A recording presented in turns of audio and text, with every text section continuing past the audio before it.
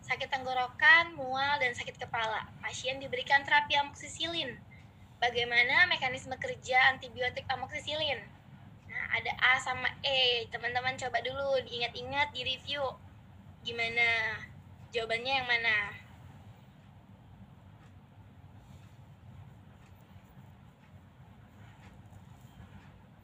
Oke. Ya, jadi jawabannya yang C, benar. Jadi kalau kita tahu kalau amoksisilin itu dia adalah termasuk golongan beta laktam. Nah, kalau misalnya dia golongan beta laktam, berarti kerjanya dia pasti di dinding sel bakteri, ya kan? Jadi jawabannya yang C. Penghambatan pada tahapan akhir transpeptidase sintesis peptidoglikan dalam dinding sel bakteri. Ya, ini juga bisa nih teman-teman dipakai kayak cara yang sebelumnya udah pernah aku kasih juga. Jadi kayak ini bisa eliminasi jawaban. Ini ada terkait RNA, itu bukan mekanisme kerja beta laktam. DNA juga bukan, ya kan? Lalu yang D sama E juga bukan. Nah, kalau di sini yang E mungkin teman-teman nanti ragunya di C atau di E. Nah, kalau di C kan peptidoglikan, yang E selulosa. Nah, kita tahu kalau dinding sel bakteri itu mengandung ada peptidoglikan. Jadi jawabannya yang C ya. Kuncinya adalah yang C. Jadi antibiotik golongan beta laktam menghambat sintesis dinding sel. Oke. Nah, kita review lagi nih kembali. Masih ingat nggak teman-teman soal slide ini?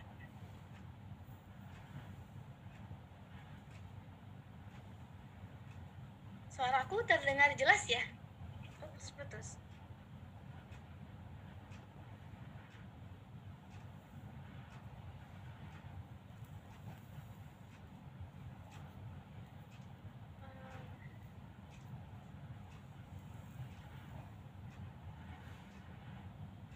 Oke.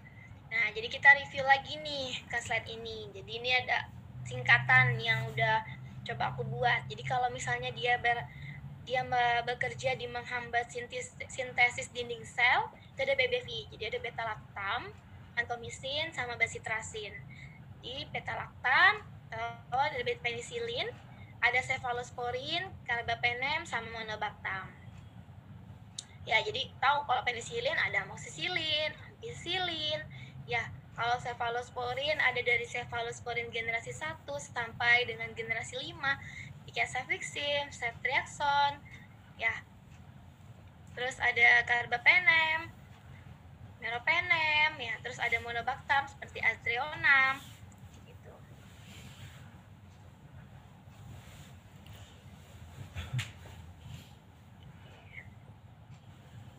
Ya, jadi dari BBV dia menghambat di sintesis dinding sel.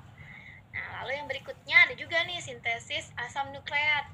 Nah, jadi ini ada kalau asam nukleat berarti kan kaitannya ke DNA sama RNA. Nah, DNA kalau G girase tuh mirip sama Ki ya kan. Jadi kalau dia ada menghambat di DNA girase berarti dia quinolone. Terus R, RNA polimerase salah satunya dari vampicin. Nah, lalu ke mekanisme yang berikutnya ada yang menghambat sintesis protein. Nah, kalau protein pasti ke 50S atau 30S. Nah, 50S di sini ada KKLM. Ya, KKLM singkat, ini aku singkatnya clindamycin, chloramphenicol, linezolid, sama makrolida. Nah, ini jangan lupa nih, makrolida tuh ada azitromisin, eritromisin gitu ya. Lalu ada yang menghambat di 30S. Jadi 30S nih bisa IT atau cuman boleh 3 kali TA misalnya kayak gitu. Titip absen gitu kan. Jadi ingat TA. Jadi ada tetrasiklin sama aminoglikosida. Nah, tetrasiklin sama aminoglikosida. Oke. Nah, kita lanjut ke soal berikutnya.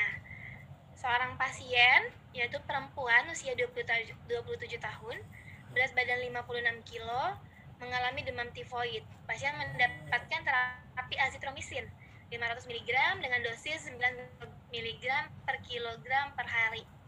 Nah, bagaimana kan mekanisme kerja azitromisin? Nah, nih, balik lagi nih ke tadi. Dia nanyanya mekanisme kerja.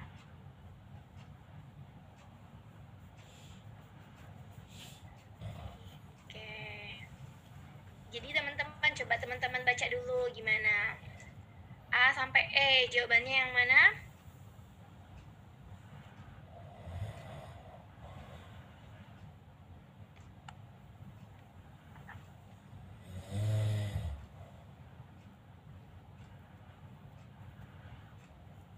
Oke, ya. Jadi azitromisin tadi termasuk golongan apa? Makrolida. Jadi kalau makrolida dia bekerja di A, betul teman-teman. Jadi azitromisin bekerja menghambat sintesis protein, ya. Dia penghambatan sintesis proteinnya melalui ikatan di RNA ribosom 50S. Nah, tadi kan ada KKLM ya kan, M makrolida gitu. Oke. Nah, itu untuk yang secara umumnya terkait infeksi bakteri. Nah, kalau infeksi pasti kita tergantung tempat terjadinya infeksi di mana. Nah, yang pertama saya akan bahas terkait infeksi saluran pernafasan. Jadi kalau pernafasan pasti ada TB, pneumonia, seperti itu. Kita masuk ke soal terkait infeksi saluran pernafasan. Oke, jadi ini soal berikutnya ada seorang wanita berusia 40 tahun sedang menjalani terapi tuberkulosis dengan OAT sejak 2 bulan yang lalu. Pasien sedang menjalani terapi INH dan rifampicin dikombinasikan dengan vitamin B6. Nah, tujuan pemberian vitamin B6 di sini untuk apa, teman-teman? Nah, coba dijawab dulu di kolom chat.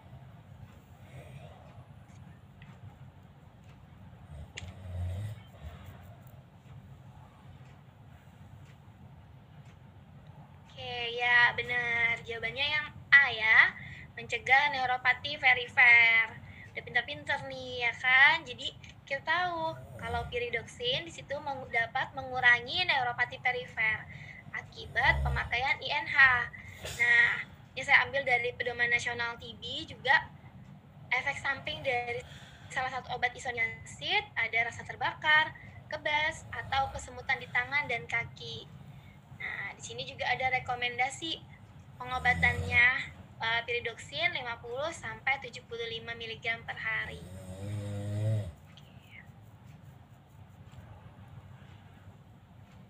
Ini jawabannya yang A.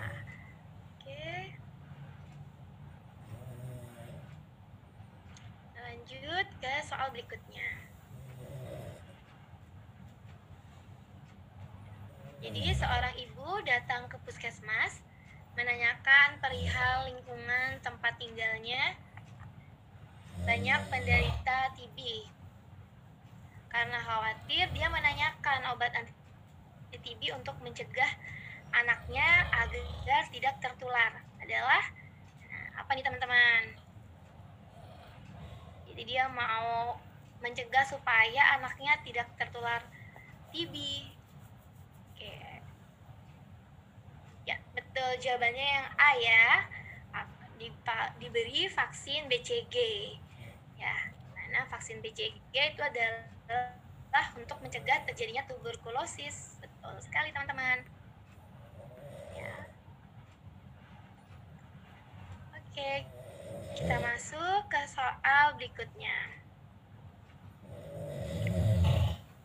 Jadi ini seorang laki-laki berusia 50 tahun menderita TB dan mendapatkan resep diantaranya isoniazid, rifampicin, pyrazinamide, ethambutol, dan streptomycin. Setelah beberapa hari, pasien mendapatkan keluhan terdapat gangguan pada pendengaran. Nah, apa ya obat TB yang bisa mengalami gangguan pendengaran? Dari terapi yang telah disebutkan, maka obat manakah yang mengalami efek samping tersebut? Mana ya? Isoniazid, rifampicin, pyrazinamide, ethambutol, streptomycin. Ya, betul sekali. Yang E ya, streptomycin. Oke, jadi penggunaan streptomycin tuh lagi kalau TB ini kan dia pengobatannya nggak cuma 1 bulan. Jadi dia penggunaannya pasti jangka lama, ya kan, minimal 6 bulan. Nah, penggunaan obat streptomycin itu dapat mengakibatkan gangguan pendengaran. Ya, selain itu nih teman-teman, saya kasih juga salah satu contoh efek samping lainnya. Jadi ada nyeri di tempat suntikan karena dia bentuknya injeksi, ada gangguan keseimbangan, pendengaran, beberapa dia juga dapat menyebabkan anafilaksis, anemia, agranulositosis, sama trombositopeni. Ya. Oke. Soal berikutnya.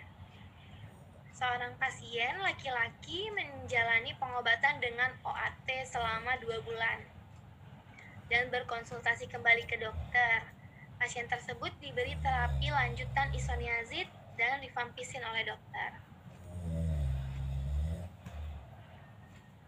Berapa bulan waktu terapi lanjutan untuk kedua obat tersebut? Nah, dia dikasih terapi lanjutan nih, H sama R, isoniazid sama rifampicin. Selama berapa lama ya diberikan? 2 bulan, 4 bulan, 6 bulan, 8 bulan, atau 10 bulan? Oke ya, benar teman-teman. Jadi jawabannya yang B, 4 bulan. Ya, jadi teman-teman harus ingat kalau dia kategori 1 TB, terapinya minimal selama 6 bulan. Di mana 2 bulan pertama itu disebut tahap intensif atau tahap awal. Nah, tahap awal itu dibeli 2 bulan HRZE. Nah, HRZE di sini dia diberikan setiap hari. Ya. Lalu tahap lanjutannya selama 4 bulan berikutnya jadikan 2 HRZE plus 4 H3R3. Nah, ini 4 ini adalah selama 4 bulan, di mana itu diberikan H sama R 3 kali dalam seminggu. Oke, itu yang kategori 1. Ya kan? Kalau kategori 2 apa ya? Teman-teman inget nggak? Kalau kategori 2 pilihannya apa? Ada yang ingat? Ayo saya kasih waktu 5 detik. 1, 2, 3, 4, 5. Jadi jawab di kolom chat. Jadi kalau kategori 2 itu dikasih 2 HRZE plus 1 HRZE, 2 HRZES, 1 HRZE, lalu 5 H3 R3 E3 ya. Jadi dia diberikan selama 8 bulan. Nah, kategori 2 itu kondisi yang kayak gimana ya? Jadi yang seperti dia lalai berobat, pasien kambuh, masuk kategori 2. Oke, benar. Kita lanjut ke soal berikutnya. Oke, seorang pasien pria 29 tahun sedang menjalani terapi TB kategori 1. Setelah masuk ke fase lanjutan bulan pertama, dia mengeluhkan ada perubahan dan keterbatasan pada penglihatannya. Di antara obat antituberkulosis ini, manakah yang memiliki efek samping pada sistem penglihatan? Gimana teman-teman? Isoniazid kah yang punya efek ke penglihatan? Atau rifampicin? Pyrazinamide? Ya, benar, yang etambutol ya, yang D. Jadi etambutol punya efek samping di gangguan penglihatan. Etambutol.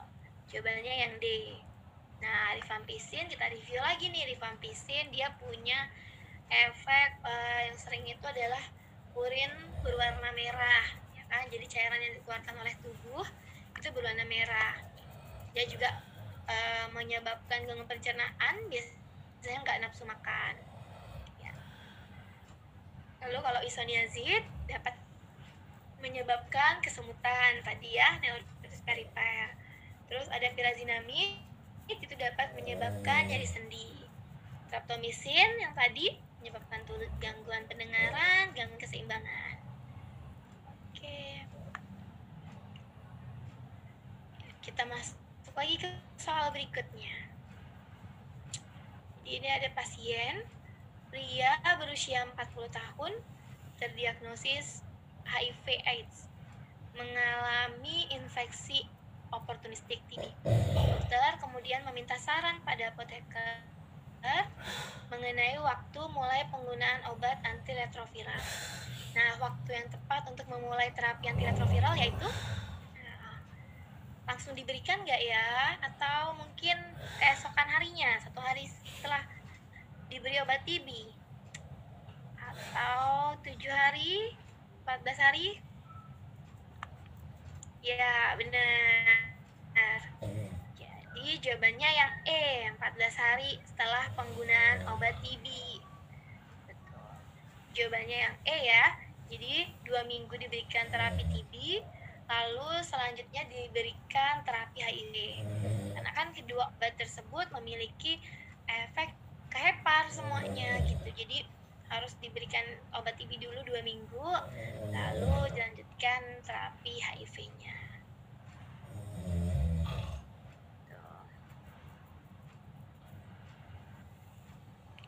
Oke, itu tadi untuk TB. Jadi sebenarnya tadi 2 sampai 8 minggu kalau kita lihat di pedoman. Minimalnya 2 minggu. Oke, lalu kita lanjut ke soal berikutnya. Seorang pria berusia 35 tahun mengeluh batuk berdahak dengan lendir berwarna hijau dan terasa sakit ketika batuk. Pasien didiagnosa menderita CAP. Pasien baru pertama kali terkena CAP dan sebelumnya sehat, jadi dia nggak ada penyakit komorbid nih. Dia juga belum ada menggunakan obat TB, obat pneumonia sebelumnya, belum ada menggunakan antibiotik. Nah, apakah lini pertama terapi yang dapat diberikan kepada pasien tersebut? Ini teman-teman, dia CAP.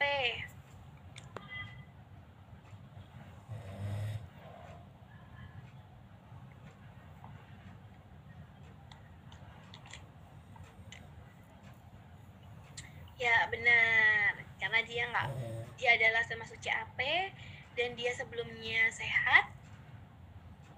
Jadi jawabannya adalah yang B, karena B adalah makrolida, ya kan, azitromisin. Ada pasien dewasa yang sebelumnya sehat, jadi dia tidak menggunakan antibiotik, dia dapat diberikan makrolida atau tetrasikline. Kalau dia ada komorbid, bisa diberikan fluoroquinolone. Nah, ini khususnya biasa diberikan yang respiratory quinolone. Jadi seperti revifloxacin, moxifloxacin, gamifloxacin, plus makrolida. Lalu kalau dia lansia atau dia diduga disebabkan oleh Pseudomonas aeruginosa atau bakteri gram negatif lainnya, itu bisa diberi piperacillin tazobactam atau cefalosporin atau carbapenem atau fluoroquinolone atau beta-lactam. Kalau dia non ICU bisa dikombinasi fluoroquinolone atau beta-lactam plus makrolida. Kalau dia ICU langsung diberi beta-lactam plus makrolida atau fluoroquinolone. Oke.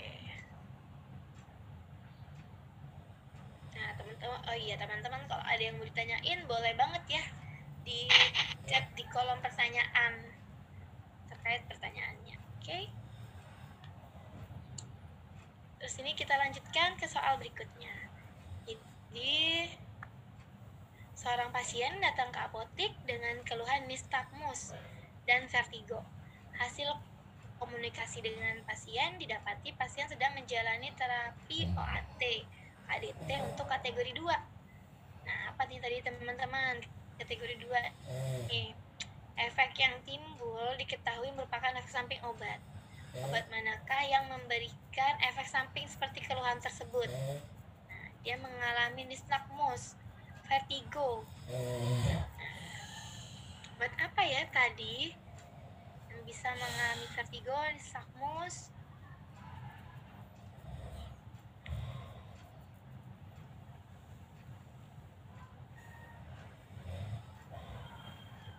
Ya benar, yang A ya, streptomycin jawabannya. Oke, jadi nistagmus itu adalah pergerakan mata yang tidak terkendali. Dia bisa naik turun, memutar ke kiri dan ke kanan.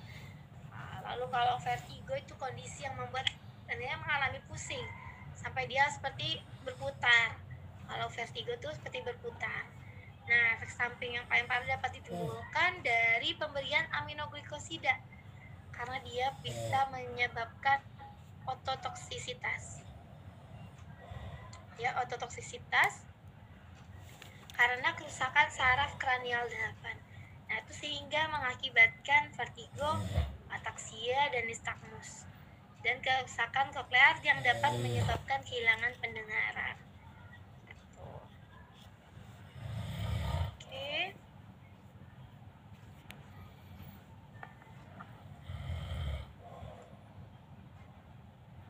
Oke, saya lanjutkan ya. Seorang pasien menerima pengobatan OAT yaitu rifampicin, INH, pyrazinamide, ethambutol, vitamin B. Setelah mengkonsumsi obat tersebut, pasien mengalami nyeri sendi. Obat apakah yang menyebabkan kondisi tersebut? Mana teman-teman yang bisa menyebabkan nyeri sendi? Jawab ya. INH kah? Atau pyrazinamide? Atau mungkin vitamin B6-nya kali ya?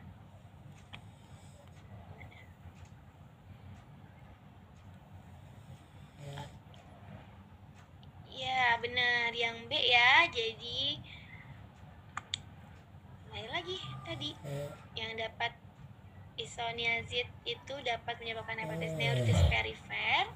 Rifampicin tadi peningkatan enzim hati, cairan tubuh warna merah. Pyrazinamide toksisitas sepal, artralgia, ya kan? Jadi sendi. Ethambutol neuritis optik, ketajaman mata berkurang. Streptomycin tadi gangguan keseimbangan pendengaran. Oke. Nah, itu untuk yang terkait infeksi saluran pernafasan. Mungkin kalau teman-teman ada yang mau ditanyakan, bisa ditanyakan ya di kolom chat. Nanti di akhir kita akan bahas. Oke. Saya bahas, kita lanjutkan terkait infeksi saluran kemih. Nah, jadi ada wanita 30 tahun, 10 bulan, dia sedang hamil trimester 3, menderita ISK, tetapi wanita tersebut ternyata dia alergi itu terhadap antibiotik golongan beta-laktam. Antibiotik apakah yang tepat untuk diberikan?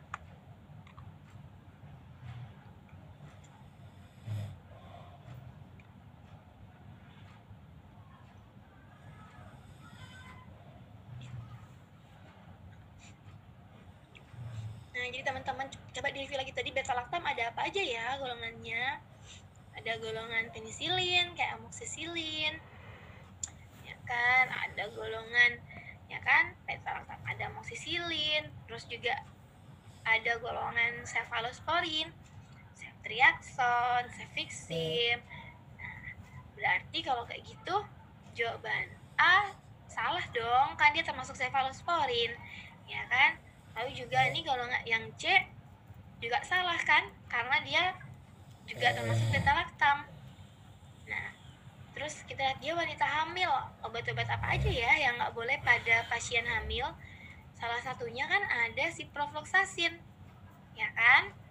Jadi ciprofloxacin itu termasuk golongan fluoroquinolone, dimana kalau golongan quinolone itu nggak boleh pada ibu hamil, karena dapat menyebabkan gangguan pertumbuhan tulang, ya kan? Nah, berarti jawabannya yang mana ya? Yang D atau yang E? Tadi kan A, B, C udah pasti salah tuh, ya kan? Nah, yang mana ya yang boleh diberikan pada pasien hamil dengan trimester 3? Ya, benar teman-teman. Jadi jawabannya yang E, nitrofurantoin. Jadi nitrofurantoin itu dia dapat digunakan selama kehamilan. Memang dia tetap diberikan secara hati-hati. Nah, kalau untuk sulfonamida dia tidak boleh diberikan selama trimester 3 karena kemungkinan perkembangan kernicterus dan hiperbilirubinemia. Jadi jawabannya yang E ya, nitrofurantoin. Oke. Seorang wanita mendapatkan tetrasiklin untuk ESK pasien. Untuk ESK, pasien juga mengkonsumsi antasida. Bagaimanakah saran Anda? Dia minum tetrasiklin, terus dia juga ada demam nih, ya kan? Jadi sarannya apa ya? Apakah diberikan sama-sama sebelum makan? Atau diberikan bersama sesudah makan? Di jeda antasidanya dihentikan atau tetrasiklinnya ditunda dulu ya.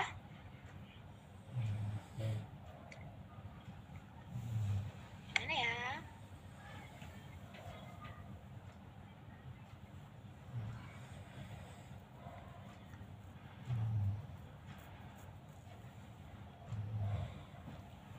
Ya, benar. Jawabannya yang C. Jadi kan kita review lagi. Jadi kalau dia interaksi di tahap absorpsi, pasti dia bisa diberi jarak, ya kan, minimal 2-3 jam. Itu dapat mencegah terjadinya interaksi. Oke, betul. Oke, selanjutnya kita masuk ke infeksi saluran pencernaan nih teman-teman. Oke, soal nomor 1. Di suatu kawasan terjadi KLB kolera yang disebabkan bakteri Vibrio cholera yang mencemari sumber mata air di kawasan tersebut. Banyak masyarakat yang mengalami diare setelah meminum air dari mata air tersebut. Antibiotik lini pertama apakah yang diberikan untuk penanganan diare kolera? Yang mana ya? Coba dijawab.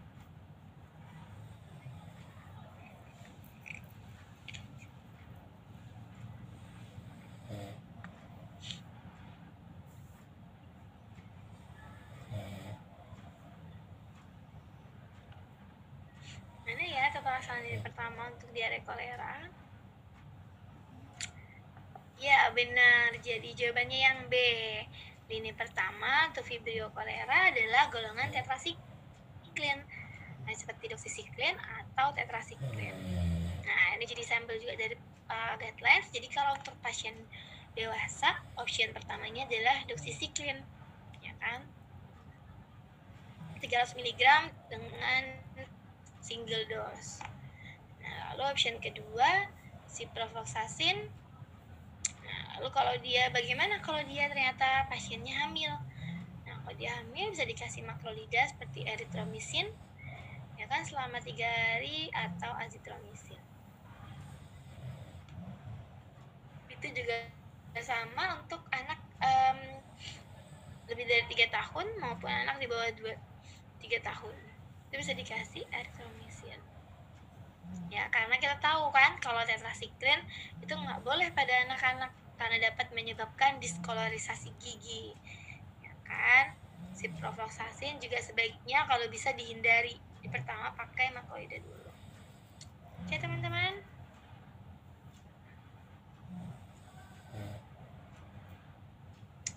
Oke.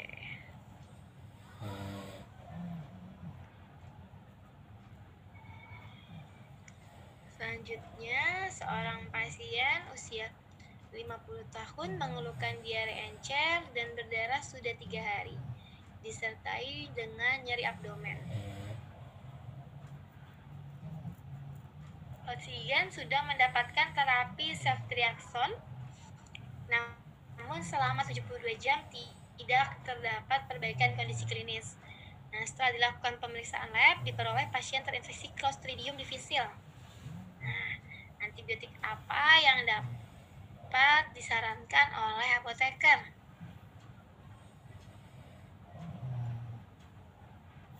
Apa ya yang menjadi pilihan pada pasien yang terinfeksi Clostridium difficile?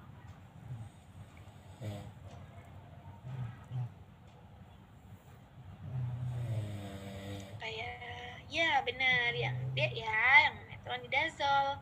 Nah, lain hafalannya, metronidazole bisa dikasih untuk Clostridium difficile, ya kan? Sama untuk Trichomonas vaginalis. Nah, jadi first line terapi metronidazole karena Clostridium difficile itu adalah metronidazole. Kalau dia termasuk yang severe, dia ada kontraindikasi atau intoleran terhadap metronidazole, nah, itu bisa diganti dengan vancomycin.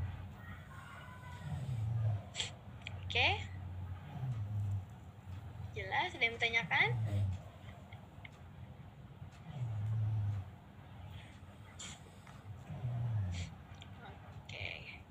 kita lanjutkan lagi ke soal berikutnya. Nah, jadi seorang pasien dewasa 40 tahun datang ke rumah sakit dengan keluhan lemas dan demam 38 derajat Celcius selama 2 hari. Pagi ini pasien mengalami buang air besar sebanyak 4 kali. Dari hasil pemeriksaan ditemukan bentuk histolitika. Nah, antibiotik apa yang disarankan untuk pasien tersebut? Apa ya kalau dia terinfeksi histolitika?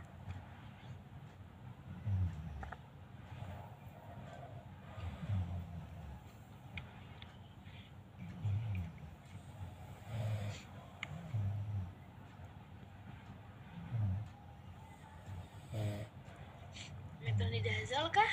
Amoxicillin kah? Cefalexin, cefadroxil, cipro?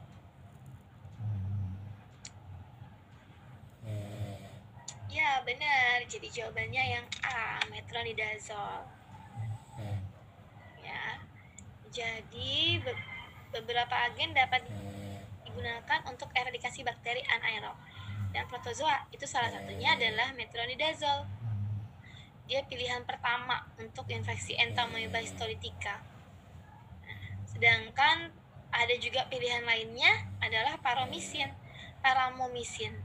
Itu dia untuk pilihan kalau untuk terapi non invasif.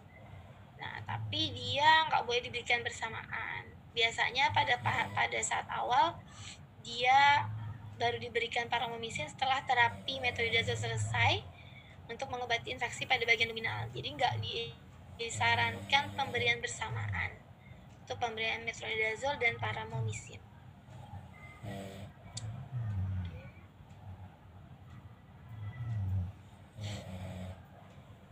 Selanjutnya kita bahas terkait penyakit menular seksual. Oke, gimana? Masih semangat kan teman-teman? Masih dong pastinya ya. Oke, kita lanjut.